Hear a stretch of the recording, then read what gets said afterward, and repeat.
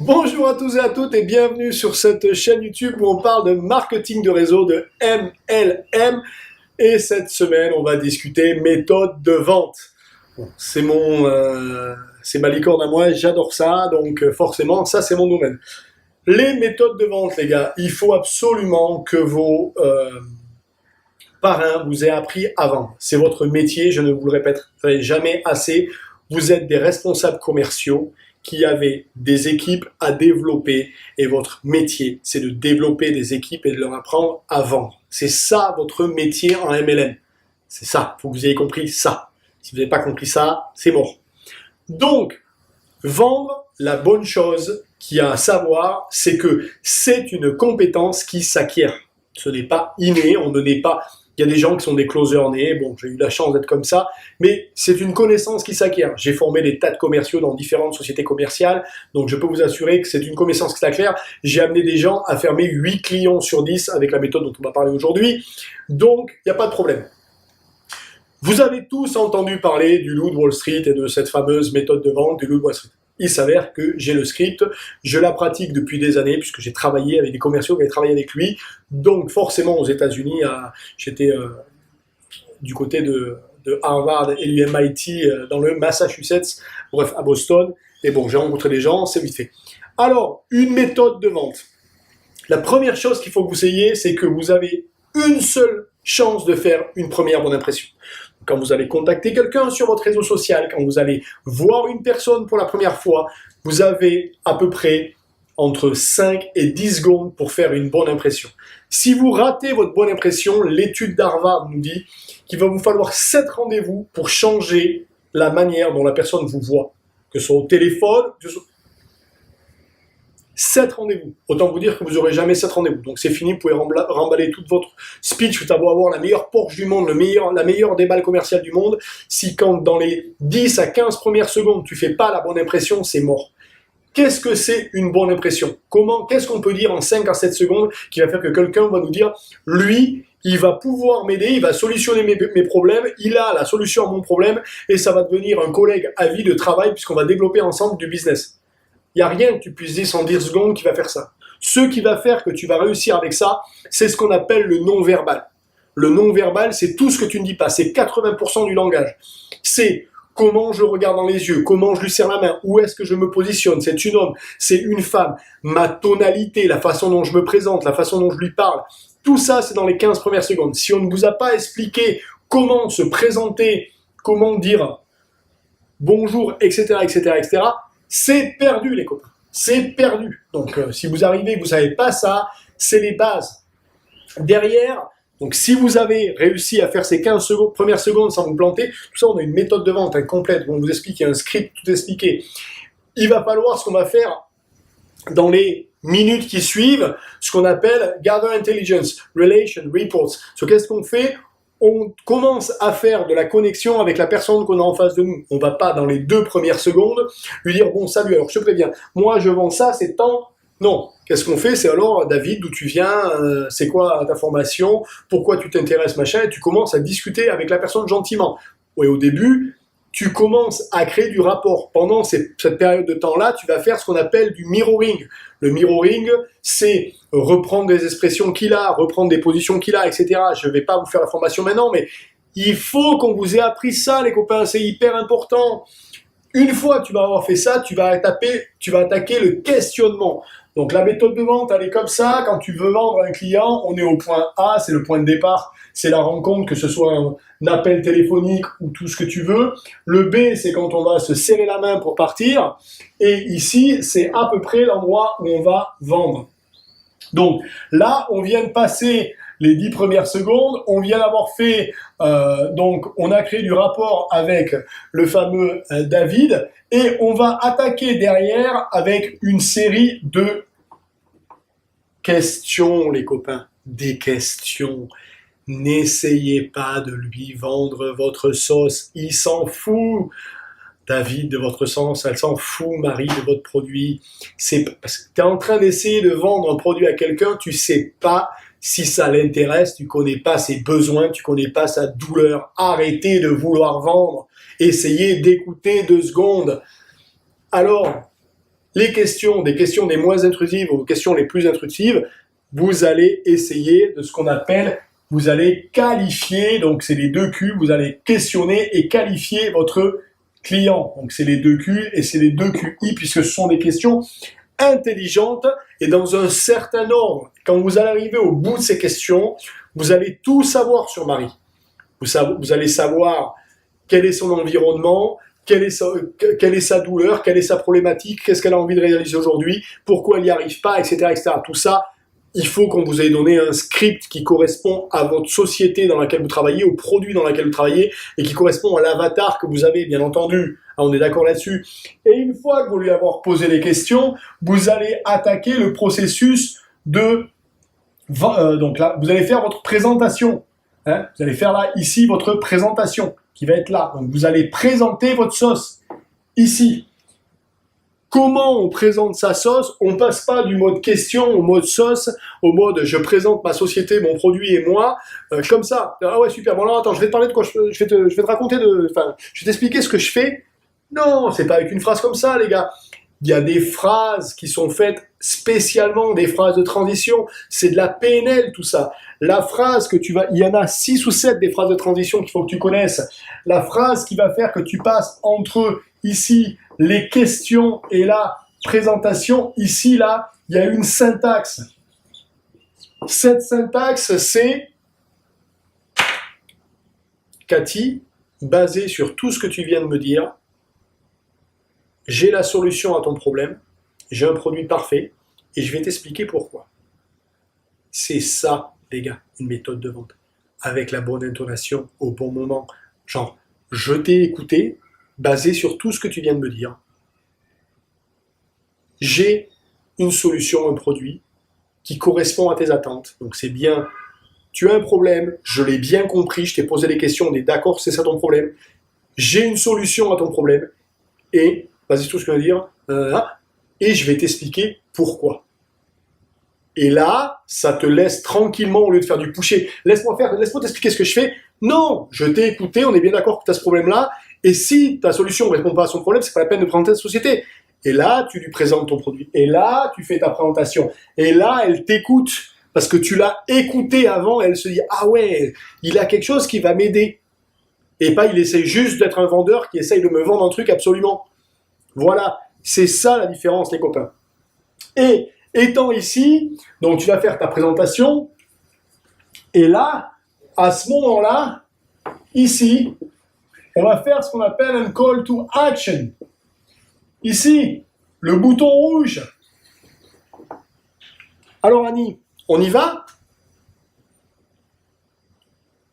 On le signe ce contrat, on devient partenaire, on travaille ensemble. Et là, Annie, elle peut dire quoi? Elle a 3 options, Annie. Annie, elle peut te dire non. Elle peut te dire peut-être. Ou elle peut te dire oui. Ok? Normalement, dans 99% des cas, elle va rarement te dire non. Parce que si tu as bien fait ton questionnement, si tu as bien fait ta présentation, que tu as bien utilisé la bonne syntaxe, tout le script qu'on t'a donné, que t'a donné ton parrain, et que tu as posé la bonne question, tu sais qu'elle est qualifiée. Ici, tu l'as qualifiée. Donc, il n'y a pas de problème. Donc, elle ne te dira pas non. Elle peut te dire, oui, allez, on y va. Ça arrive, mais pas tout le temps. Mais si c'est vraiment le bon avatar et que ça correspond bien, oui, elle peut y aller. Mais dans 99% des cas, qu'est-ce qui va se passer? Ça va être un peut-être. Et qu'est-ce que c'est un peut-être? Un peut-être, c'est, je sais pas, faut que j'y réfléchisse, envoie-moi de la documentation, envoie-moi un email, faut que j'en parle à ma sœur, faut que j'en parle à mon mari, faut que j'en parle à mon banquier, j'ai pas les finances aujourd'hui. Ça, c'est une objection. Et là, elle va arriver avec la première objection, ici. Le point clé de la vente. Ouais, tu sais, ton truc là de réseau, c'est une escroquerie, j'y crois pas. Et là, qu'est-ce que tu lui réponds? La première objection qu'elle t'apporte, qu'est-ce que tu lui réponds? Si là, ton parrain ne t'a pas expliqué comment on traite les objections, là, dans nos formations, on a plus de 40 questions, enfin réponses, objections. Quand j'étais avec mes équipes commerciales, un jour ils m'ont dit oui mais Steph, tu comprends, ils ont plein d'objections, j'y arrive pas à vendre. Et moi je vendais, j'avais pas à fournir. Ok, vraiment ils ont plein d'objections. Ok, j'ai pris un feutre, on était au tableau comme ça, je fais ok, donnez-les-moi. On a noté les objections sur le tableau. 80 commerciaux, 18 objections sur le tableau, dont 80% sont les mêmes. J'ai besoin de parler à quelqu'un, donc il faut que j'appelle ou que je parle à ma femme, à mon banquier, machin, etc., etc. Voilà. Donc en fait, il y a 5 objections qui sont les mêmes. C'est une escroquerie. J'ai pas l'argent, j'ai pas le budget. Faut que j'en parle à quelqu'un. C'est pas le bon moment de l'année, etc. Donc c'est 5. Donc là, si on t'a pas donné un script ou comment traiter ces objections-là, ça sert à rien. Quand tu vas avoir traité donc cette objection avec la bonne phrase et la bonne sentence, tu vas faire ce qu'on appelle une boucle. Et tu vas reposer une deuxième fois un call to action. 80% du temps, c'est réglé, c'est fait. 20% du temps, tu as une deuxième objection. Tu vas faire une deuxième boucle. Et tu vas refaire un call to action. Et là, tu pourrais vendre. Mais tu ne vas pas vendre, parce que j'espère qu'on vous a expliqué comment marchaient les méthodes de vente, les copains. À ce moment-là, tu vas utiliser la douleur de ton client. Donc, on va lever sa douleur pour diminuer sa capacité à dire non. Qu'est-ce que ça veut dire? Ça veut dire que si tu es fan de BMW, que tu as une BMW, et que tu te dis, moi, je l'amène que chez les garages BMW, ma BM. Parce que les autres, ils savent pas bosser, c'est des bons à rien, et moi, je crois que chez BM. Tu as le droit de penser ça, c'est pas un problème. Et un jour, il est 6 heures du soir, tu es avec ta femme et tes 2 enfants dans la voiture, tu rentres du cinéma ou je ne sais quoi, de la séance de 18 heures, et là, tu tombes en panne sur le bord de la route. Elle veut pas démarrer, la BM. Et là, à 200 mètres, il y a un garage SO. Et là, je peux t'assurer que là, tu vois, ta douleur, elle vient de monter. Là. Là, tu es sur le bord de la route à 6 heures du soir, l'hiver, avec ta femme et tes 2 gamins. Ta voiture ne veut pas démarrer. Il te reste 15 minutes de route pour rentrer chez toi. Tu es en peine. Tu es en douleur. Qu'est-ce que tu vas faire? Tu vas faire 300 mètres. Tu vas aller dans le garage SO. Tu vas aller voir le garagiste.